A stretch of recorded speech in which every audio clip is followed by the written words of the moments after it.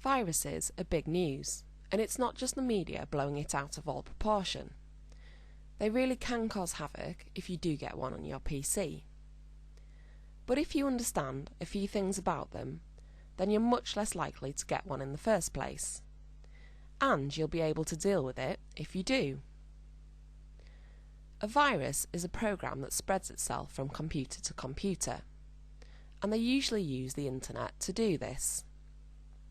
They normally come through attachments to emails, although you can sometimes get them from a web page. And the reason that they're such a bad thing is that as well as spreading themselves onto other people, they also corrupt your files or sometimes actually delete them. Then after that, they'll send themselves on to all the people in your email address book. The people who write viruses try to make them look safe.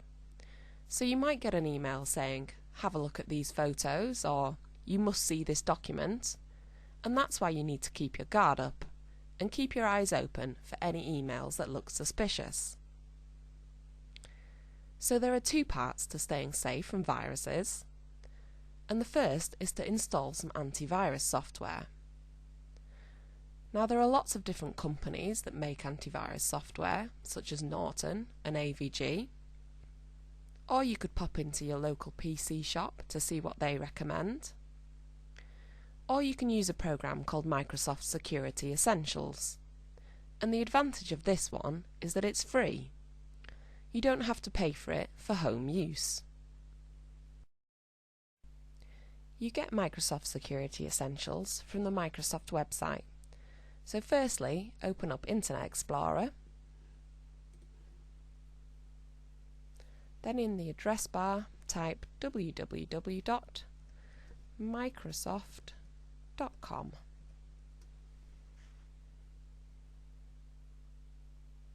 Then on this first page, click on Downloads. Then on Microsoft Security Essentials. And if the website's changed by the time you get to it, just click in the search box up here and search for Microsoft Security Essentials. So I'm just going to click on that one. Then to download it, just click here. And it can take a few minutes, so go and make a cup of tea whilst you're waiting. Once you've got your antivirus software installed, you need to make sure that you keep it up to date. There'll be some instructions with it that tell you how to do this, and it usually involves connecting to the internet to check for any information about new viruses. Then your computer will download some information about how to detect and get rid of those viruses. And there are new viruses coming out all the time, so it really is worth keeping it up to date. The second part of staying safe from viruses is to use good old-fashioned common sense.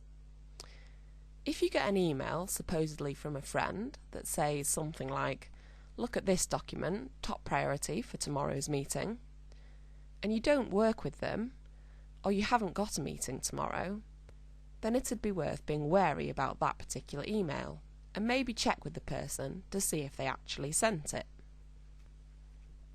Similarly, if you get an email and you're not even sure who it's from, then be very careful of it. If you really do want to open it, first make sure that your antivirus software is bang up to date, and make sure that you've scanned that email to make sure there's nothing bad in it. If you do end up getting a virus, you can use your antivirus software to get rid of it for you.